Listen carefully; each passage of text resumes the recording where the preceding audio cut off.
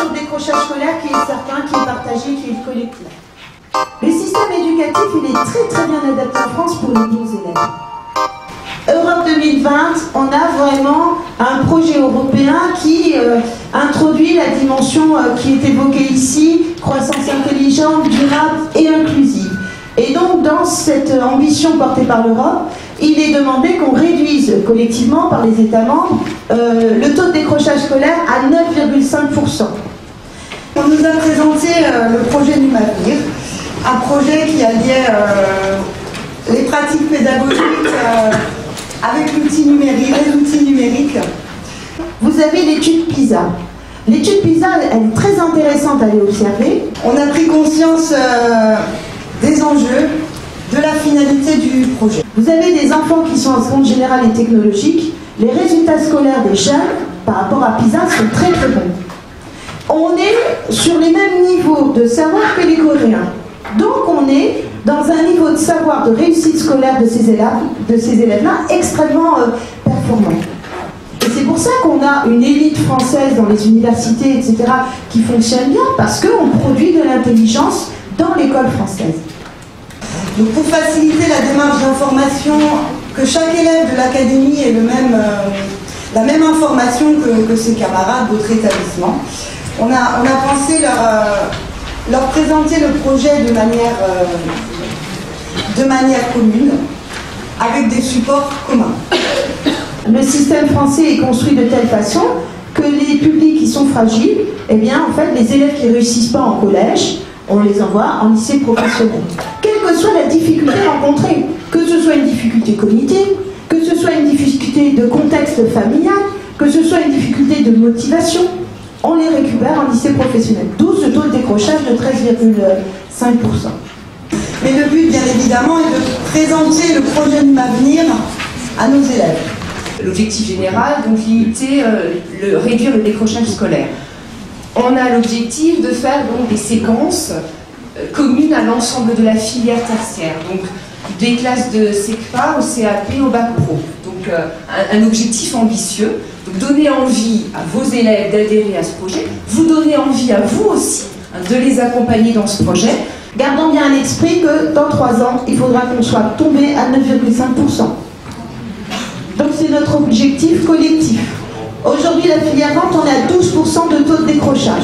Ça veut dire qu'il faut qu'on descende de près de 3 points d'élèves décrocheurs. Donc une commande à la fois enthousiasmante, mais aussi un petit peu génératrice de stress. Alors, la durée de vie du projet va être de cette façon-là. Première année, c'est l'année qu'on est en train de vivre. Puis la deuxième année, on déploie davantage. Troisième année, on généralise davantage encore. Voilà. La motivation.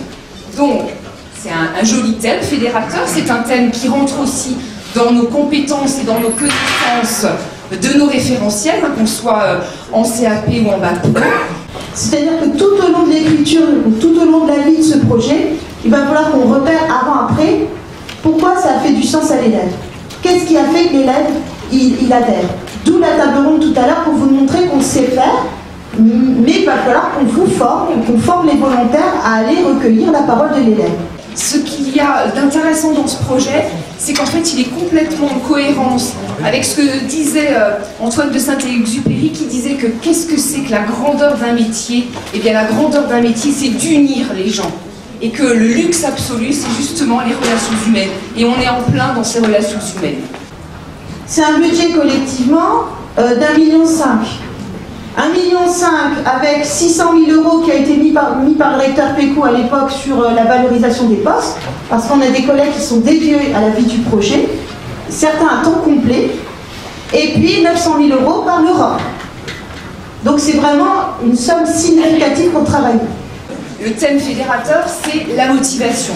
On est en lycée professionnel, donc on est parti sur la motivation des salariés, donc nos élèves, futurs salariés ou nos élèves quand ils sont en entreprise. Donc pourquoi vous êtes là? Alors on vous appelle les bleus et les jaunes. Je vous dis tout. Parce qu'en fait on était perdus. La filière vente c'est quand même près de 500 profs. Hein. Donc aujourd'hui vous n'êtes pas 500.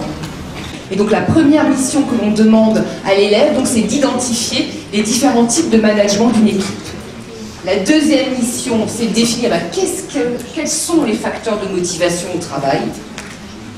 Et la dernière mission, une fois qu'on a déterminé quels étaient ces facteurs, quel est l'intérêt d'avoir des salariés motivés pour l'entreprise. Les bleus, en fait, je vais leur demander de produire des ressources pédagogiques pour le projet. Ils vont fabriquer des choses. Donc il y a des gens qui vont animer des contenus cet après-midi, ce sont des bleus. Vendredi, certains sont venus présenter des choses au chef d'établissement, ce sont des bleus.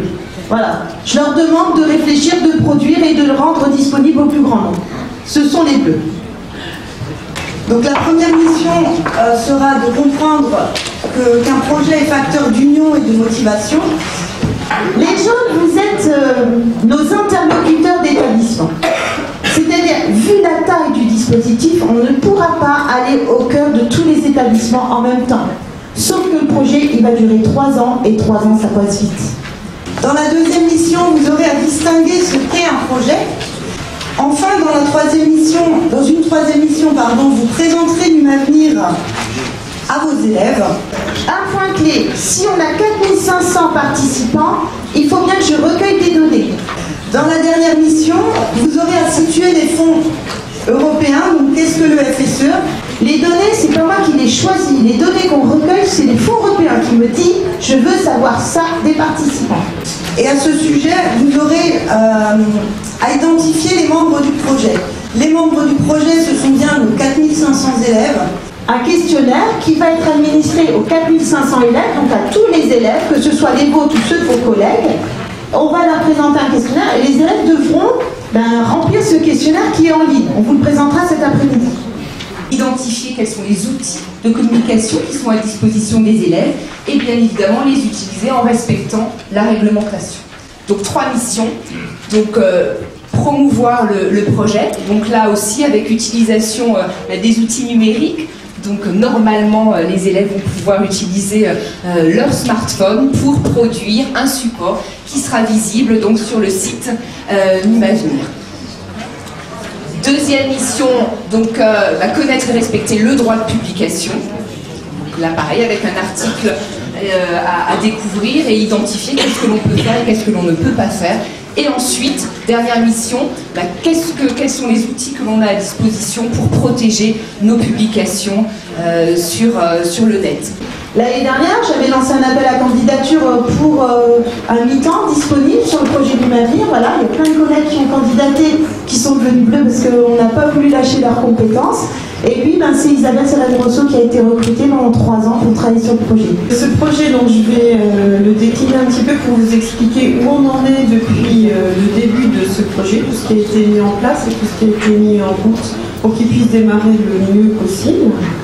Alors, action par action. 1. Améliorer nos enseignements. Passer sur Magistère, donc avec ce gros travail conséquent qui a été réalisé. Voilà, Magistère est terminé.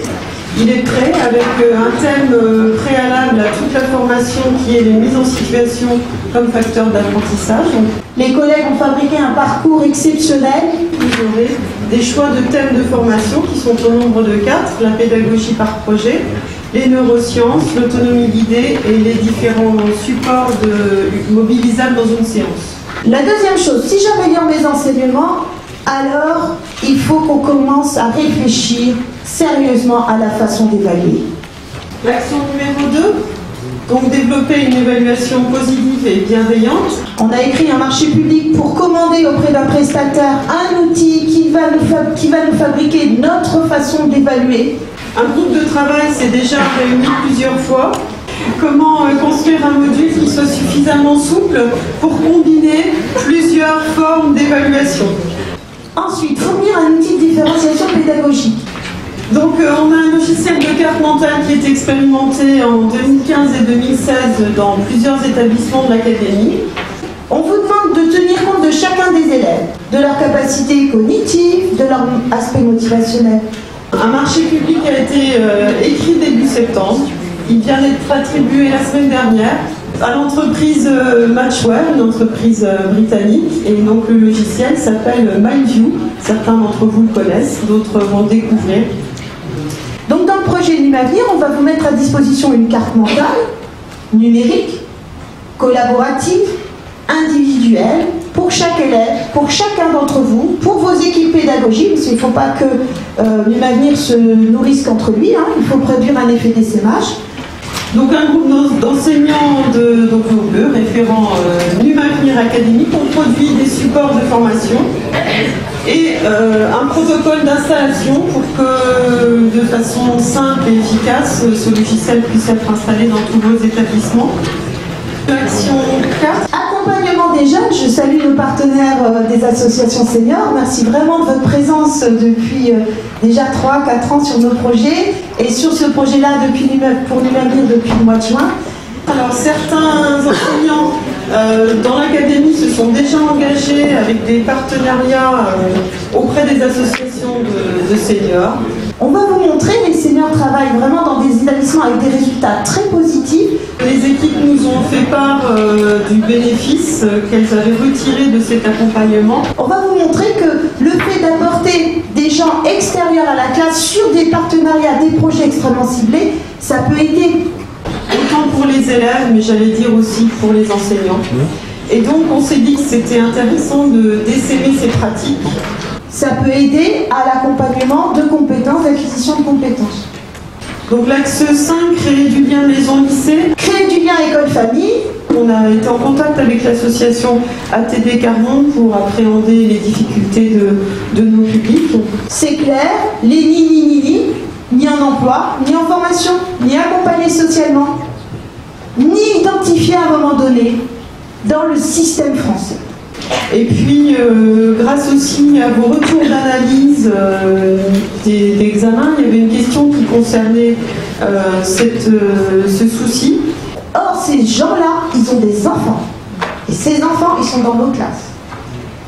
Et on va exploiter ces retours, tous ces retours de qualité avec plein de bonnes idées que vous nous avez faites, vont être exploités et mis à disposition de Marilène et de l'équipe projet pour réfléchir à des outils pour pouvoir contacter ces parents qu'on a du mal d'attraper. Comment on recrée du lien avec les familles? Comment on utilise l'outil numérique, par exemple le MT, pour rentrer en dialogue avec ces familles-là? On va se baser aussi sur un parcours magistère qui a déjà été mis en place, qui est finalisé dans le cadre de la réforme du collège. Le MT Place, effectivement, les parents de collège, des élèves qui réussissent, ils s'en saisissent bien. Ils ont accès aux notes, ils ont accès aux cahiers de texte, ils suivent les apprentissages de leurs enfants. La dernière action, l'action 6, qui est fédérée autour d'un projet commun. Ce projet fou vise toute la filière vente. Ça veut dire 4500 élèves sur 3 ans. Alors toute l'équipe projet est concernée. Ce projet fou, comme on a voulu que les élèves y soient vraiment les participants à ce projet, eh bien il va falloir qu'on repère chacun des élèves participants. Tous nos partenaires sont mobilisés. C'est-à-dire que pour le fonds européen, c'est pas vous le public cible, ce sont nos élèves. Donc il va falloir justifier de qui sont ces 4500 participants et surtout qu'ils aient conscience de participer à un projet européen, qu'il y ait un projet qui soit fait pour eux. Donc on a rencontré chacun de ces partenaires, ils ont été associés à nos journées de production. Une contrainte au départ qui nous paraissait insurmontable, on a fait un atout de ça. Et on va aussi fédérer nos élèves, comme vous l'a dit Madame François, à partir de ce site internet. C'est-à-dire que les élèves vont devoir savoir qu'ils font partie d'un projet, on va leur présenter le projet et ils vont participer à l'écriture des retours du projet. Je crois que